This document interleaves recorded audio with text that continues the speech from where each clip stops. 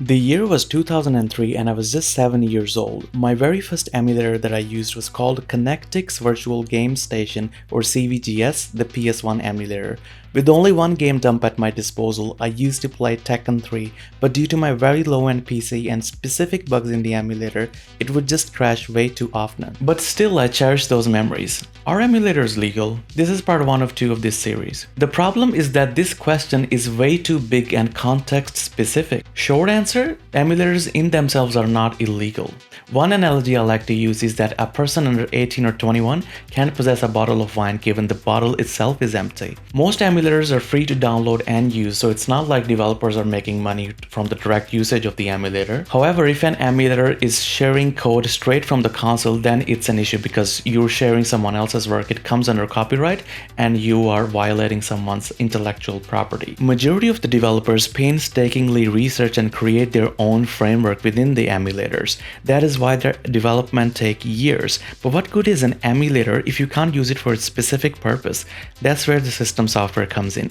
This piece of software is usually called firmware or BIOS. Basically, in every scenario, it is absolutely illegal to distribute or download the software. That is why whenever you go to download an emulator, you get an immediate pop-up saying that piracy is illegal and you must dump your own firmware. So the correct and legal way is to dump your own firmware and or BIOS from your own console, enabling you to play titles on your emulator. Even this approach is frowned upon or not allowed by many manufacturers. The reason they always state, oh, you had to use tools that were third-party and not approved by the manufacturer. Lewis Gallup Toys Incorporated versus Nintendo America Incorporated.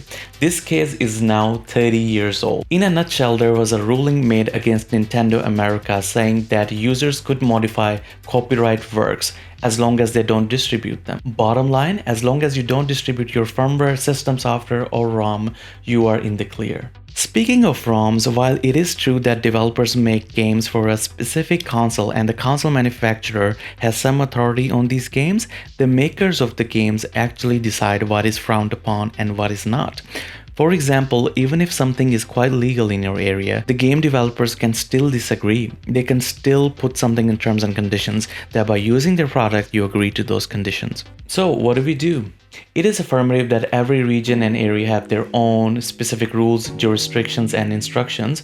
General rule of thumb is as long as you own your own firmware, ROM, you can use them in the emulator. But if you download them from a website, you're definitely infringing upon copyright. I understand that these things may seem strange or inconsistent. Companies should work on preserving their games and consoles, but the reality is quite opposite. Only a handful of groups are working on game preservation, and I think emulators are the only way to ensure that. Ideally, companies should realize that their IP is beloved by countless members of the community and they should work with these developers to introduce a solution that works for everyone. But till then, this is Roguehead. I hope you guys enjoyed this perspective. Thank you so much for watching. Catch you guys later.